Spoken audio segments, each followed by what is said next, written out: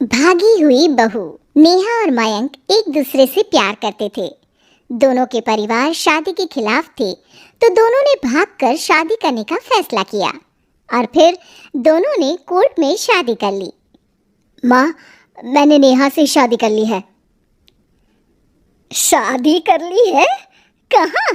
कैसे? हमने तो देखी नहीं शादी। माँ, हम लोगों ने भागकर शादी की है। अच्छा जी, तो ये लड़की घर से भागी हुई है और अब मेरे घर की बहू बनेगी।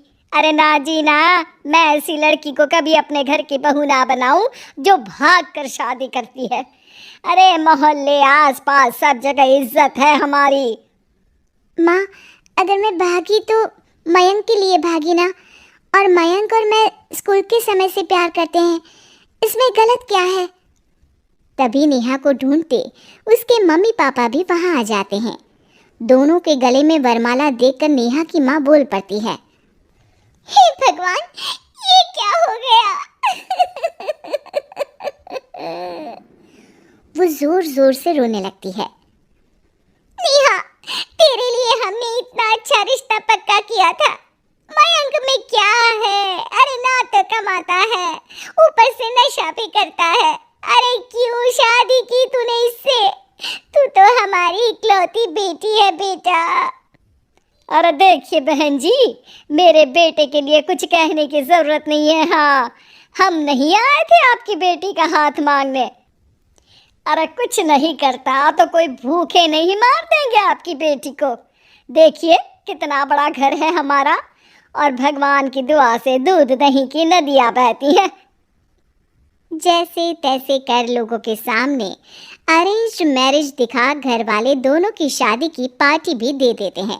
पार्टी में बुआ सास, अरे भाग कर शादी कर ली थी दोनों ने। लड़की को देखो, शक्ल से तो चालाक लग रही है।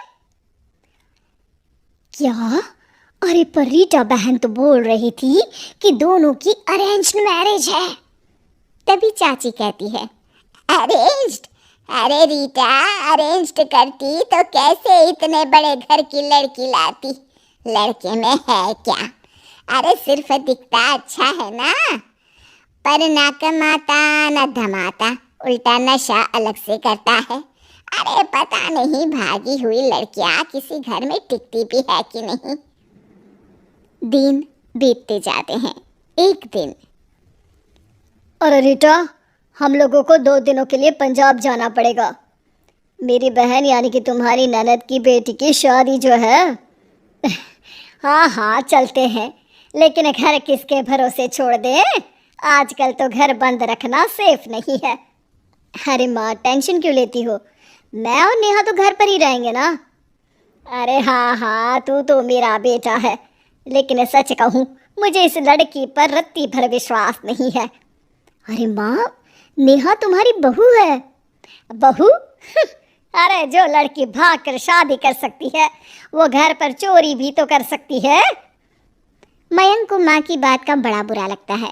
वो नेहा की तरफ देखता है जिसकी आंख में आंसू भरे होते हैं। माँ जी, आप अपनी अलमारी में ताला लगा लो। हाँ हाँ, तो वो तो लगा ही दूंगी, लेकिन कहीं तो घर का बाकी का सामान भी। अरे भाई, भागी हुई लड़की का क्या भरोसा।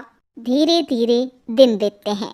एक दिन नेहा घर के बाहर गार्डन में पेड़ों को पानी दे रही थी। तभी पड़ोस की बहू, अरे नेहा, कैसी हो? बहुत सुना है तुम्हारे बारे में, लेकिन तुम तो दिखती ही नहीं हो। हाँ, वो बस घर का काम करने में समय ही नहीं मिलता। अच्छा अच्छा, शाम को ना मेरे घर आना, बैठकर गप्पे लड़ाएंगे हम। जी जरूर। तभी उस पड़ोसन की सास आ जाती है। अरे बहू, ये किससे बात कर रही है? अरे माँ जी, ये ना शर्मा आंटी की बहू नेहा है, जो मयंक भैया की बीवी है। हाँ हाँ, बस सबको पता है ये कौन है और कैसी है। इससे ज़्यादा मेल जोल रखने की कोई ज़रूरत नहीं है। पता है, भागी हुई लड़की है ये, शादी से पहले भागी थी ये। तभी वहाँ मयंक आ जाता है। क्या हुआ आंटी जी? अब अरे नहीं नहीं, कुछ नहीं मयंक बेटा, कैसे हो? बड़े हैंडसम लग रहे हो। इस टाइम पर भी घर पर? अरे हाँ हाँ, अच्छा मैं भूल गई थी, तुम वैसे कोई काम धाम करते ही नहीं हो ना। अच्छा ठीक है, चलो फिर मिलते हैं। मयंक नेहा के सामने अपनी और उसकी बेइज्जती सुनकर परेशान हो जाता है। कोई बात नहीं, रहने दीजिए, आप परेशान मत हो, सब ठीक हो जाएगा। एक दिन नेहा की माँ उसके घर आती है। अरे आइए आइए, कैसे आना हुआ? नेहा को लेने आई है क्या? अरे नहीं नहीं बहन जी, अब तो नेहा मयंक की बीवी है, मैं तो उसे करवा चौथ देने आई थी। माँ ने सास और नेहा को सोने का सेट दिया, खाने पीने के ढेर सारे सामान देकर कहती है, बहन जी मैंने ये सब अपनी बेटी की किसी कामकाजी अच्छे पढ़े लिखे परिवार के लड़के से शादी करने के लिए रखा था, लेकिन नेहा को मयंक पसंद था तो उसकी शादी अच्छे से नहीं कर पाई। अरे बस बस, हम लोगों को सुनाने की जरूरत नहीं है, मेरे मयंक ने भी अच्छी पढ़ाई लिखाई की है। वैसे संस्कार तो दिए हैं कम से कम मैंने अपने लड़के को, वरना कौन अपनी बेटी को भागने के संस्कार देता है? आपकी बेटी ने तो भाग कर शादी की है। माँ को सास की बात का काफ़ी बुरा लगता है, वो वहाँ से चली जाती है।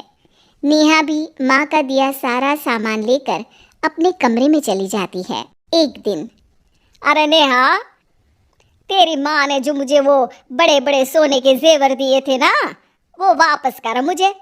उस दिन तो मैंने कुछ कहा नहीं था, जरा ला कर तो दे, मैं अपनी बेटी को दे दूंगी। तभी वहाँ मयंक हाथ में मिठाई का डिब्बा लेकर आता है। अरे क्या हो गया, तुझ जैसे निठल्लू की नौकरी लग गई क्या? माँ, तुझे अपने बेटे पर विश्वास नहीं, लेकिन नेहा को मुझ पर पूरा विश्वास है, और अब मैं उसे समाज में सम्मान दिलाकर रहूँगा। सारे गहने बेचकर मैंने अपना कारोबार शुरू किया है। अरे वाह वाह वाह वाह, भागी हुई लड़की का भी कोई सम्मान करता है क्या? देखा, बेच दिया ना गहना। शाम को करवा चौथ की पूजा में सारे अड़ोस पड़ोस के साथ कई औरतें पार्क में पूजा कर रही होती है कि नेहा भी वहाँ आ जाती है। नेहा सज धज कर वहाँ की सभी महिलाओं में सबसे सुंदर लग रही थी। अरे अरे, तुमने भी व्रत रखा है क्या? किसके लिए? जिसके साथ भाग कर आई हो उसके लिए। तभी वहाँ मयंक आ जाता है। हाँ, जिसके साथ भागी है उसके लिए। आप लोगों को शर्म आनी चाहिए, एक औरत होकर एक औरत के साथ ऐसी बातें कर रही हैं। अगर नेहा भागी तो मैं भी तो भागा था, फिर अकेली नेहा क्यों जिम्मेदार हो? वो कम से कम आप लोगों से तो लाख गुना अच्छी है।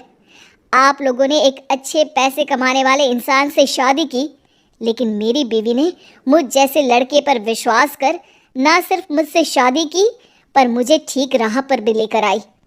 तो हाँ, जितनी नेहा जिम्मेदार है भागी हुई कहलाने को, तो मैं भी भागा हुआ ही हूँ, लड़का हूँ। तो इसका मतलब ये नहीं कि मैं जो करूँ वो ठीक हो। सभी को मयंक की बात समझ में आ जाती है। वो नेहा को गले लगाकर साथ में